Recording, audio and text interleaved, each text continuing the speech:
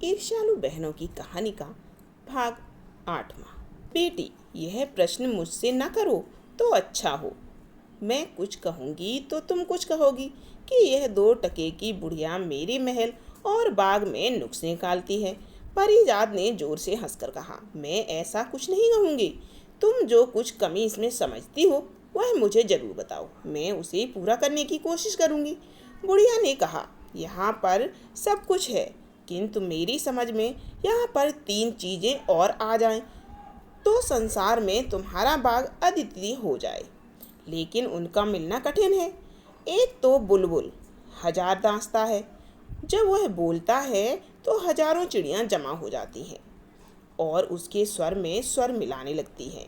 दूसरा एक गाने वाला पेड़ है, उसके पत्ते मोटे और चिकने हैं। जब हवा चलने पर पत्ते एक दूसरे से रगड़ खाते हैं तो उनसे मधुर संगीत निकलता है। इस संगीत से हर एक सुनने वाला मुग्ध हो जाता है।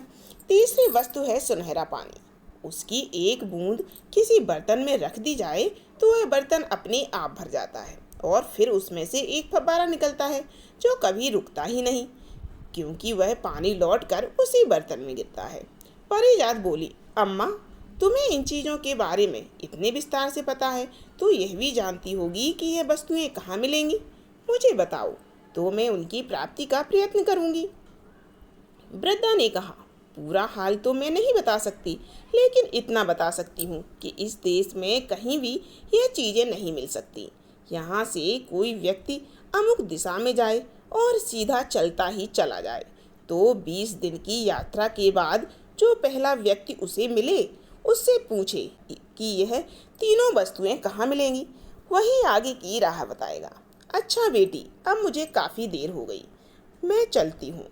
को यह क्या मालूम था कि परिजात इतनी साहसी लड़की है कि खुद इन चीज़ों की तलाश में निकल पड़ेगी।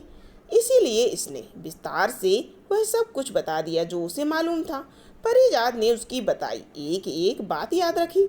वह इस चिंता में पड़ गई कि उपयुक्त तीनों चीज़ें कैसे प्राप्त की जाएं। कुछ देर बाद दोनों शहजादे शिकार से वापस आए तो देखा कि बहन गहरी चिंता में डूबी है। उन्होंने कहा, क्या बात है परिजात, तुम्हारी कुछ तबीयत खराब है या कोई बात है तुम्हारी मर्जी के खिलाफ हो गई या कोई बात तुम्हारी मर्जी के खिलाफ हो गई? परिजात ने सिर झुकाकर कहा, नहीं, कोई बात नहीं। कहानी का अगला भाग सुनना है तो जल्दी चैनल को सब्सक्राइब कर लें, वीडियो को लाइक कर लें। फिर मिलते हैं अगली वीडियो में।